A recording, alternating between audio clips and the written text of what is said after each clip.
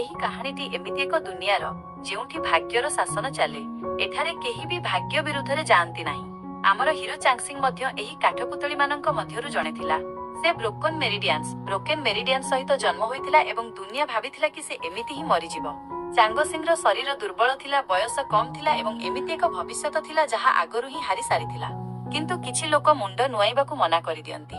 ଚାଙ୍ଗସିଂ ମଧ୍ୟ ସେୟା କଲା। ସେ କଲ୍ଟିଭେସନ ଜରିଆରେ ନିଜ ତକଦିରକୁ ବଦଳାଇବାକୁ ଚାହୁଁଥିଲା। ଏହି କାହାଣୀ ଜିତିବାର ନୁହେଁ, ବରଂ ହାର ନ ମାନିବାର ଅଟେ। This is not destiny, this is a chase, this is the way of chases. ତେବେ କାହାଣୀର ଆରମ୍ଭରେ ଆମେ ଆମ ହିରୋ ଚାଙ୍ଗସିଂଙ୍କୁ ଦେଖିବାକୁ ପାଉ, ଯିଏକି ନିଜ ଭାଗ୍ୟକୁ ବଦଳାଇବା ପାଇଁ ଅନେକର ଯାତ୍ରା କରି ସେନ୍ଦୁ ସିଟି ଯିବାକୁ ଚାହୁଁଥିଲା। ସେ ଏତେ ଦୟାଳୁ ଥିଲା ଯେ ସେ ନିଜ ଖାଦ୍ୟ ମଧ୍ୟ ଏକ ପକ୍ଷୀକୁ ଦେଇଦେଲା ଏବଂ ଖାଲି ପେଟରେ ନିଜ ଯାତ୍ରା ଆରମ୍ଭ କଲା। ଏବେ ଯାତ୍ରା ସମୟରେ ତା ସାମ୍ନାରେ ଦୁଇଟି ରାସ୍ତା ଥିଲା। ସେ ବୁଝିପାରୁ ନଥିଲା କି ଏଥିରୁ କେଉଁ ରାସ୍ତା ତାକୁ ସେନ୍ଦୁ ସିଟି ପର୍ଯ୍ୟନ୍ତ ପହଞ୍ଚାଇ ଦେବ। ଆଉ ଠିକ୍ ସେତିକି ବେଳେ ସେହି ପକ୍ଷୀଟି ସେଠାରେ ପହଞ୍ଚିଗଲା ଯାହାକୁ ଚାଙ୍ଗସିଂ ନିଜ ଖାଦ୍ୟ ଦେଇଥିଲା। ସେ ଚାଙ୍ଗସିଂଙ୍କୁ ସଠିକ୍ ରାସ୍ତା ଦେଖାଇଲା, ଯାହା ସାହାଯ୍ୟରେ ଚାଙ୍ଗସିଂ ଶେଷରେ ସେନ୍ଦୁରେ ପହଞ୍ଚିଗଲା। ଏଠାକାର ତିଆନ୍ଦା ଏକାଡେମୀ ସେନ୍ଦୁର ସବୁଠାରୁ ପ୍ରସିଦ୍ଧ ଏବଂ ସମୃଦ୍ଧ ଏକାଡେମୀ ବୋଲି ମାନାଯାଉଥିଲା। ଏଥିରେ ଯୋଗ ଦେବା ପାଇଁ ପ୍ରାୟତଃ ଭିଡ଼ ଲାଗି ରହୁଥିଲା। ସାଙ୍ଗରେ ସେଠାକାର ନୋଟିସ୍ ବୋର୍ଡରେ ଲେଖାଥିଲା କି ଯେଉଁ ବ୍ୟକ୍ତି ଦ୍ୱାର ଟୁର୍ ଖୋଲିବ କେବଳ ସେହି ଲିଖିତ ପରୀକ୍ଷା ଦେଇପାରିବ। ତେଣୁ ଜଣେ ବ୍ୟକ୍ତି ନିଜ ଶକ୍ତି ବ୍ୟବହାର କରି ଦ୍ୱାର ଖୋଲିବାକୁ ଚେଷ୍ଟା କଲା, କିନ୍ତୁ ଦ୍ୱାରର ମ୍ୟାଜିକାଲ ପାୱାର ତାକୁ ଟେକି ନେଇ ତଳେ ପକାଇଦେଲା। ଯେଉଁଠି ସମସ୍ତେ ସେହି ବ୍ୟକ୍ତିର ମଜାକ ଉଡାଉଥିଲେ, ସେଇଠି ଚାଙ୍ଗସିଂ ତାକୁ ମାନସିକ ସମର୍ଥନ ଦେଲା ଏବଂ ଏବେ ସେ ନିଜେ ସେହି ଦ୍ୱାର ଖୋଲିବାକୁ ଯିବାକୁ ବାହାରିଲା। କିନ୍ତୁ ସେତିକି ବେଳେ ଜଣେ କଲ୍ଟିଭେଟର ତୁରନ୍ତ ତାର ନାଡି ପାଲ୍ସ ଚେକ୍ କରି ତାର କଲ୍ଟିଭେସନ ଲେଭଲ ବିଷୟରେ ଜାଣିବାକୁ ଚେଷ୍ଟା କଲା। ସେ ନିଜ ସହିତ କହିବାକୁ ଲାଗିଲା କି ଆରେର ପ୍ରଥମ ଲେଭଲ ତ ଛାଡ଼, ଏହି ବୋକାଟା ଏପର୍ଯ୍ୟନ୍ତ ନିଜର ଡିଭାଇନ କନସସନେସକୁ ମଧ୍ୟ ଜାଗ୍ରତ କରିପାରି ନାହିଁ। ଚାଙ୍ଗସିଂ ତାକୁ କହେ କି ମୁଁ ତ ଏପର୍ଯ୍ୟନ୍ତ ନିଜ କଲ୍ଟିଭେସନ ଆରମ୍ଭ ହିଁ କରିନାହିଁ, ସେଥିପାଇଁ ତୁମ ତିଆନ୍ଦା ଏକାଡେମୀରେ ଯୋଗ ଦେବାକୁ ଚାହୁଁଛି। ଏହା ଶୁଣିବା ମାତ୍ରେ ସେହି ବ୍ୟକ୍ତି ଜଣକ ଆଶ୍ଚର୍ଯ୍ୟ ହୋଇ କହିଲା, ଏହା 1 ନମ୍ବର 1 ଏକାଡେମୀ। ଏଠାକୁ ଲୋକ କଲ୍ଟିଭେସନ ଶିଖିବାକୁ ଆସନ୍ତି ନାହିଁ, ବରଂ ଏଠାରେ କେବଳ ଜିନିୟସ ମାନଙ୍କୁ ହିଁ ଅନୁମତି ମିଳେ। ମାତ୍ର ଚାଙ୍ଗସିଂ ତାକୁ ଅଣଦେଖା କରି ସିଧା ସେହି ଦ୍ୱାର ପାଖକୁ ପହଞ୍ଚିଯାଏ। ଏପଟେ କଲ୍ଟିଭେଟର ମାନେ ନିଜ ନିଜ ଭିତରେ ବାଜି ଲଗାଉଥିଲେ କି ଚାଙ୍ଗସିଂ କେତେ ଦୂରକୁ ଫିଙ୍ଗା ହେବ। କିନ୍ତୁ ଚାଙ୍ଗସିଂ ନିଜ ମନରେ ସେଠାରେ ଲାଗିଥିବା ଫର୍ମେସନ ଡିସ୍କକୁ ପଢିବାକୁ ଲାଗିଲା। ଏହି ଡିସ୍କ ସେନ୍ସରି ଷ୍ଟୋନ ଏବଂ ଗ୍ୟାଲେରୀରେ ତିଆରି ହୋଇଥିଲା। ସେନ୍ସରି ଷ୍ଟୋନ ଟ୍ରୁ ଏସେନ୍ସକୁ ଶୋଷି ନିଏ ଏବଂ ତାର କୋର୍ ତାକୁ ଲକ୍ କରିଦିଏ। ଯଦି ଟ୍ରୁ ସେନ୍ସ ଶକ୍ତିଶାଳୀ ନ ହୁଏ, ତେବେ ଏହି ଡିସ୍କ ଗ୍ୟାଲେରୀକୁ ଆକ୍ଟିଭେଟ୍ କରିଦେବ, ଯାହା ଫଳରେ ସେହି ବ୍ୟକ୍ତିକୁ ଦୂରକୁ ଠେଲି ଦିଆଯିବ।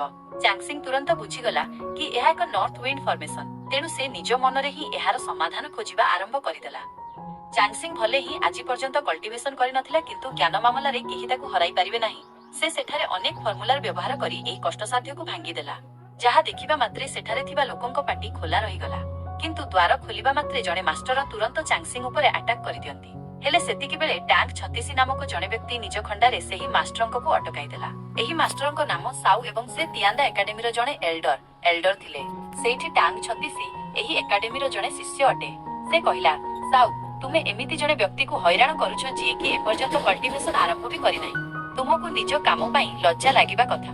ସେତିକି ବେଳେ ତିଆନ୍ଦା ଏକାଡେମୀର ଲିଡର ମାଓ କ୍ୟୁ ସେଠାରେ ପହଞ୍ଚି ଯାଆନ୍ତି ଏବଂ ସାଉଙ୍କୁ କହନ୍ତି ଯେ ତୁମକୁ ନିଜ ରାଗ ଉପରେ ନିୟନ୍ତ୍ରଣ ରଖିବା ଉଚିତ। କୁହ, ଏଠାରେ ଏମିତି କଣ ହେଲା ଯେ ତୁମେ ଏତେ ବେଶୀ ରାଗିଗଲ? ତେଣୁ ସାଉ ତୁରନ୍ତ କହିବାକୁ ଲାଗିଲା ଯେ ଏହି ପିଲାଟି ଆମ ଦ୍ୱାରରେ ଲାଗିଥିବାକୁ ଭାଙ୍ଗି ଦେଇଛି, ଏଥିପାଇଁ ତାକୁ ଦଣ୍ଡ ମିଳିବା ଉଚିତ।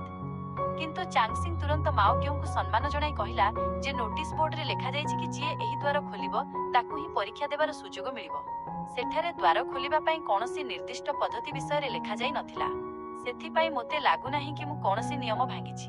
ମାତ୍ର ସାଉ ହାର ମାନିବାକୁ ଆଦୌ ପ୍ରସ୍ତୁତ ନଥିଲା।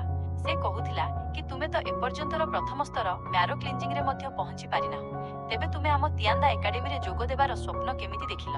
ଗୋଟିଏ କଥା କାନ ଖୋଲି ଶୁଣି ରଖ, ଅଯୋଗ୍ୟ ଲୋକମାନେ ଆମ ସେକ୍ଟରରେ ଯୋଗ ଦେଇପାରିବେ ନାହିଁ। ଏହା ଶୁଣି ଚାଙ୍ଗସିଂ ତାକୁ କହିଲା କି ଯଦି ଆପଣମାନେ କେବଳ ଜିନିୟସ ମାନଙ୍କୁ ହିଁ ଆଡମିସନ ଦେବାକୁ ଚାହୁଁଛନ୍ତି, ତେବେ ନିଜର ଏହି ମିଥ୍ୟାକୁ ହଟାଇ ଦିଅନ୍ତୁ। ମୁଁ ଆପଣଙ୍କ ଏକାଡେମୀର ନିୟମଗୁଡ଼ିକୁ ପଢିଛି। ଆର୍ଟିକିଲ 4ର ଅଧ୍ୟାୟ 17ରେ ଲେଖାଯାଇଛି କି ଲିଖିତ ପରୀକ୍ଷା ଦେବା ପାଇଁ ଜଣେ କଲ୍ଟିଭେଟର ହେବା ଜରୁରୀ ନୁହେଁ।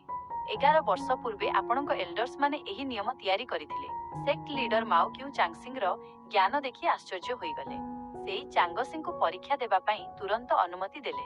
ଏଠାରେ ଚାଙ୍ଗସିଂ ଆଉ ଜଣେ ପିଲା ପାଇଁ ମଧ୍ୟ ଅନୁରୋଧ କଲା ଯିଏ କିଛି ସମୟ ପୂର୍ବରୁ ଦ୍ୱାର ଖୋଲିବାରେ ବିଫଳ ହୋଇଥିଲା।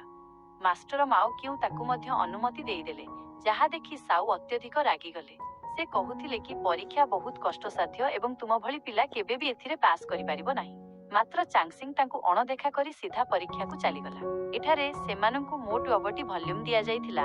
ପ୍ରତ୍ୟେକ ସ୍କ୍ରୋଲ ପୂରଣ କରିବା ପାଇଁ 15 ମିନିଟ୍ ସମୟ ଦିଆଯାଇଥିଲା।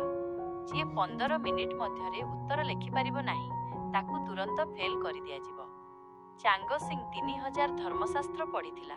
ପ୍ରକୃତରେ ସେ ନିଜ ମନ ଭିତରେ ଏକ କାଳ୍ପନିକ ଲାଇବ୍ରେରୀ ତିଆରି କରି ନେଇଥିଲା ଯେଉଁଠାରେ ସେ ପଢ଼ିଥିବା ପ୍ରତ୍ୟେକ ବିଷୟ ମହଜୁଦ ଥିଲା, ଯାହା ଫଳରେ ଚାଙ୍ଗସିଂ କଠିନରୁ କଠିନ ପ୍ରଶ୍ନଗୁଡ଼ିକୁ ମଧ୍ୟ ସହଜରେ ସମାଧାନ କରିବାକୁ ଲାଗିଲା। ଏହି ସମୟ ମଧ୍ୟରେ ଅନେକ ଛାତ୍ର ଫେଲ୍ ହୋଇସାରିଥିଲେ, ହେଲେ ଏହାପରେ କାହାଣୀରେ ଏକ ନୂଆ ମୋଡ଼ ଆସିଲା। ତେବେ ତିଆନ୍ଦା ଏକାଡେମୀର ଇତିହାସରେ ଆଜି ପର୍ଯ୍ୟନ୍ତ କେହି ବି 9ଟି ଯାକ ଭଲ୍ୟୁମ୍ ଶେଷ କରିନଥିଲେ। ମାତ୍ର ଚାଙ୍ଗସିଂ ଏକ ନୂଆ ରେକର୍ଡ ସୃଷ୍ଟି କଲା। ସମସ୍ତେ ଜାଣିଥିଲେ କି ଏମିତି ଏକ କାରନାମା ୱାଙ୍ଗ ନାମକ ଜଣେ ବ୍ୟକ୍ତି କରିଥିଲା, ଯାହାକୁ ଆଜି ବି ଜଣେ କିମ୍ବଦନ୍ତୀ ଲେଜେଣ୍ଡ ଭାବେ ଜଣାଯାଏ। କିନ୍ତୁ ଚାଙ୍ଗସିଂ ତାକୁ ମଧ୍ୟ ପଛରେ ପକାଇଦେଲା। ଏପଟେ ସାଉ ବହୁ ଚିନ୍ତାରେ ପଡ଼ିଗଲା ଏବଂ ସେତିକିବେଳେ ଡିଭାଇନ୍ ଜେନେରାଲଙ୍କ ଖାସ୍ ଦାସୀ ସଂଘ ସେଠାରେ ପହଞ୍ଚିଗଲା। ସେ ସାଉଙ୍କୁ କହିଲା କି ଆମ ଲେଡି ଜୁ ଆପଣଙ୍କ ପାଇଁ ଏକ ବାର୍ତ୍ତା ପଠାଇଛନ୍ତି। ସେହି ବାର୍ତ୍ତା ପଢ଼ିବା ମାତ୍ରେ ସାଉଙ୍କ ମୁହଁରେ ଏକ ଦୁଷ୍ଟ ହସ ଖେଳିଗଲା। ଏବେ କିଛି ସମୟ ପରେ ପରୀକ୍ଷା ଫଳ ବାହାରିଲା। ଚାଙ୍ଗସିଂ ଯେଉଁ ପିଲାଟିକୁ ସାହାଯ୍ୟ କରିଥିଲା ସେ ମଧ୍ୟ ପରୀକ୍ଷାରେ ପାସ୍ କରିଗଲା। କିନ୍ତୁ ଚାଙ୍ଗସିଂର ନାମ ସେହି ତାଲିକାରେ ନଥିଲା। ତେଣୁ ସେ ସାଉଙ୍କ ପାଖକୁ କଥା ହେବାକୁ ଗଲା। ସେ କହିଲା, ମୁଁ ମୋର ରେଜଲ୍ଟ ପୁଣି ଥରେ ଯାଞ୍ଚ କରାଇବାକୁ ଚାହୁଁଛି। ମୋ ନାମ ଏହି ତାଲିକାରେ ନାହିଁ। ଯାହା ଉପରେ ସାଉ କହିଲେ, ତୋ ନାମ ସେହି ଲିଷ୍ଟରେ ନାହିଁ, ତେବେ ସେଥିରେ କ'ଣ ବଡ଼ କଥା ହୋଇଗଲା ଏବଂ ତୋ ନାମ ସେଥିରେ ରହିବା ବି କାହିଁକି ଦରକାର? ସେତିକିବେଳେ ଟାଙ୍ଗ ଛତିଶି ସେଠାକୁ ଆସି କହିଲା, ନାମ ତ ଏହାର ନିଶ୍ଚୟ ରହିବା କଥା, କାରଣ ଏ ସବୁ ପ୍ରଶ୍ନର ସଠିକ୍ ଉତ୍ତର ଦେଇଥିଲା। ସାଉ କହିଲେ, ଦେଖ, ତୁମେ ଏଥିରେ ମୁଣ୍ଡ ଖେଳାଅ ନାହିଁ। ଯାହା ଉପରେ ଟାଙ୍ଗ ଛତିଶି କହିଲା, ଆରେ କିନ୍ତୁ ମଝିରେ ମୁଣ୍ଡ ଖେଳାଇବା ତ ମୋର ସବୁଠାରୁ ପସନ୍ଦର କାମ, ହବି। ଚାଲ ଶୀଘ୍ର କୁହ, ଏହି ପିଲାର ନାମ ଲିଷ୍ଟରେ କାହିଁକି ଲେଖାଯାଇ ନାହିଁ? ସାଉ ତାକୁ ଧୀରେ କହିଲେ, ମୋ ବାପା, ପ୍ଲିଜ୍ ପାଟି କରନି, ମୁଁ ତୁମକୁ କୌଣସି କାରଣ ଦେଇପାରିବି ନାହିଁ। ସେ ସାଙ୍ଗେ ସାଙ୍ଗେ ଚାଙ୍ଗସିଂଙ୍କୁ କହିଲେ କି ତୁମକୁ ଏଠାରେ ଆଡମିସନ୍ ମିଳିବ ନାହିଁ। ଏହା ଶୁଣିବା ମାତ୍ରେ ଟାଙ୍ଗ ଛତିଶି ସାଉଙ୍କୁ ପିଟିବାକୁ ଯାଉଥିଲା, କିନ୍ତୁ ଚାଙ୍ଗସିଂ ତାକୁ ଅଟକାଇ ଦେଲା। ସେ କହିଲା, ମୋ ପାଇଁ ତୁମେ ସ୍ୱର ଉତ୍ତୋଳନ କଲ, ସେଥିପାଇଁ ମୁଁ ତୁମ ପାଖରେ କୃତଜ୍ଞ। କିନ୍ତୁ ତିଆନ୍ଦା ଏକାଡେମୀ ଯଦି ମୋତେ ଆଡମିସନ୍ ଦେବାକୁ ଚାହୁଁନାହିଁ, ତେବେ କିଛି କଥା ନାହିଁ, ମୁଁ ଅନ୍ୟ କୌଣସି ସେକ୍ଟରରେ ଯୋଗ ଦେବି। ଟାଙ୍ଗ ଛତିଶି ଆଶ୍ଚର୍ଯ୍ୟ ହୋଇ ତାକୁ ପଚାରିଲା, ଭାଇ ତୁମକୁ କ'ଣ ଜମା ରାଗ ଲାଗୁନି? ଏମାନେ ତୁମକୁ ବିନା କାରଣରେ ରିଜେକ୍ଟ କରିଛନ୍ତି। ଚାଙ୍ଗସିଂ କହିଲା, ରାଗ ଶରୀର ପାଇଁ ଭଲ ନୁହେଁ। ଯଦି କାରଣ ବହୁତ ବଡ଼ ହୋଇଥାଏ ତେବେ ହିଁ ରାଗି ନିଜ ରକ୍ତ ଗରମ କର। ଟାଙ୍ଗ ଛତିଶି ତା କଥା ଶୁଣି ବୁଝିଗଲା କି ଏହି ବ୍ୟକ୍ତି ଜଣକ ବହୁତ କୌତୂହଳୀ। ସେଥିପାଇଁ ସେ ଚାଙ୍ଗସିଂଙ୍କୁ ଡିନର, ରାତ୍ରି ଭୋଜନ ପାଇଁ ନିମନ୍ତ୍ରଣ କଲା। ସେମାନେ ଦୁହେଁ ପରସ୍ପରକୁ ନିଜ ନାମ କହି ପରିଚିତ ହେଲେ। ଟାଙ୍ଗ ଛତିଶି କହୁଥିଲା କି ତୁମେ ଏତେ ସ୍ମାର୍ଟ କିନ୍ତୁ ତୁମ ନାମ ବହୁତ ସାଧାରଣ ରଖାଯାଇଛି। ଚାଙ୍ଗସିଂ କହିଲା, ମୋ ନାମ ନିଶ୍ଚୟ ସାଧାରଣ ହୋଇଥିବ, କିନ୍ତୁ ଏହାର ଅର୍ଥ ବହୁତ ଭଲ। ସେମିତି ଆପଣଙ୍କ ନାମ ଆଗରେ ଛତିଶି ଲଗାଯାଇଛି। ଆପଣ କ'ଣ ଆପଣଙ୍କ ପରିବାରର ଭବତମ ପୁଅ? ଏହା ଶୁଣି ଟାଙ୍ଗ ଜୋରରେ ହସିବାକୁ ଲାଗିଲା। ସେ କହିଲା, ମୋ ଭାଇ ମୋ ମା ଏତେ ଗୁଡ଼ାଏ ପିଲା ଜନ୍ମ କରିପାରି ନାହାନ୍ତି। ପ୍ରକୃତରେ ଛତିଶି ହେଉଛି ମୋର Azure cloud list. Azure cloud ଲିଷ୍ଟର ରାଙ୍କିଂ 36 ରାଙ୍କିଙ୍ଗ ବହୁତ ତଳେ ଆସେ। ସେଥିପାଇଁ ମୁଁ ଜାଣିଶୁଣି ଏହାକୁ ମୋ ନାମରେ ରଖିଛି, ଯେମିତି ମୁଁ ନିଜକୁ ସବୁବେଳେ ମନେ ପକାଇଦେବି କି ମୋତେ ଶୀଘ୍ର ନିଜ ରାଙ୍କିଙ୍ଗ ବଢ଼ାଇବାକୁ ହେବ। ଏହା ମୋର ନିଜକୁ ପ୍ରେରିତ କରିବାର ଏକ ଉପାୟ। ଚାଙ୍ଗସିଂଙ୍କୁ ଅଜୁର କ୍ଲାଉଡ୍ ଲିଷ୍ଟ ବିଷୟରେ କିଛି ଜଣା ନଥିଲା। ତେଣୁ ଟାଙ୍ଗ ଛତିଶି ତାକୁ କହିଲା ଯେ ଏହା ଆମ ଗ୍ରେଟ୍ ଯାଉ କଣ୍ଟିନେଣ୍ଟର ଯୁବ ପିଢ଼ିର ଏକ ରାଙ୍କିଂ। ତୁମେ ଯେତେ ଉପର ରାଙ୍କିଙ୍ଗକୁ ଯିବ, ଇମ୍ପେରିଆଲ କୋର୍ଟ ପରୀକ୍ଷାରେ ପ୍ରଥମ ସ୍ଥାନ ପାଇବାର ସୁଯୋଗ ସେତେ ବଢ଼ିଯିବ। କଥା ହେଉ ହେଉ ସେମାନଙ୍କ ଖାଦ୍ୟ ମଧ୍ୟ ଆସିଗଲା। ଚାଙ୍ଗସିଂ ଦେଖିଲା ଯେ ପାଣିପାଗ ଅନୁସାରେ ସେଥିରୁ ଗୋଟିଏ ବି ଖାଦ୍ୟ ଉପଯୁକ୍ତ ନଥିଲା। କିନ୍ତୁ ଟାଙ୍ଗ ଛତିଶି ଏତେ ଭଲ ପାଇବାରେ ଖାଦ୍ୟ ମଗାଇଥିଲା, ତେଣୁ ଚାଙ୍ଗସିଂ ମଧ୍ୟ ଖାଇବାକୁ ଲାଗିଲା। ଟାଙ୍ଗ ଛତିଶି ତାକୁ ପଚାରିଲା, ବୋଧହୁଏ ତୁମେ ସେନ୍ଦୁର ନୁହେଁ? ଚାଙ୍ଗସିଂ ମଧ୍ୟ ନିଜ କାହାଣୀ ଶୁଣାଇବାକୁ ଲାଗିଲା। ସେ କହିଲା, ମୁଁ ଜନିଂ ମାଉଣ୍ଟେନରେ ମୋ ଗୁରୁ ଏବଂ ବଡ଼ ଭାଇଙ୍କ ସହ ଔଷଧ ମେଡିସିନ ପାଠ ପଢୁଥିଲି। ଜନିଂ ନାମ ଶୁଣି ଟାଙ୍ଗ ଆଶ୍ଚର୍ଯ୍ୟ ହୋଇଗଲା। ସେ କହିଲା, ଏହି ସ୍ଥାନ ତ ଗ୍ରେଟ୍ ଯାଉ କଣ୍ଟିନେଣ୍ଟର ପଶ୍ଚିମ ସୀମାରେ ଅଛି, ତୁମେ ତ ବହୁତ ଦୂରରୁ ଆସିଛ। ଏହାପରେ ସେ ଚାଙ୍ଗସିଂର ବାପା ମାଙ୍କ ବିଷୟରେ ପଚାରିଲା। ଚାଙ୍ଗସିଂ କହିଲା, ମୋର ବାପା ମା ନାହାନ୍ତି। ମୋତେ ତ ମୋର ଗୁରୁ ଏବଂ ବଡ଼ ଭାଇ ହିଁ ପାଳିପୋଷି ବଡ଼ କରିଛନ୍ତି। ଗୁରୁ କହିଥିଲେ ଯେ ମୁଁ ମୋ ବଡ଼ ଭାଇଙ୍କୁ ଏକ ଟୋକେଇରେ ମିଳିଥିଲି। ସେଦିନ ପ୍ରବଳ ଶୀତ ହେଉଥିଲା, ତେଣୁ ବଡ଼ ଭାଇଙ୍କ ସ୍ନେହର ସ୍ପର୍ଶ ମଧ୍ୟ ମୋତେ ଉଷୁମ ଲାଗିଥିଲା। ସେ ମୋତେ ନିଜ ସାଙ୍ଗରେ ନେଇଯିବାକୁ ବାହାରିଥିଲେ, କିନ୍ତୁ ସେତିକିବେଳେ ସେଠାରେ ଏକ ବିଶାଳ ସୁବର୍ଣ୍ଣ ଡ୍ରାଗନ ପହଞ୍ଚିଗଲା।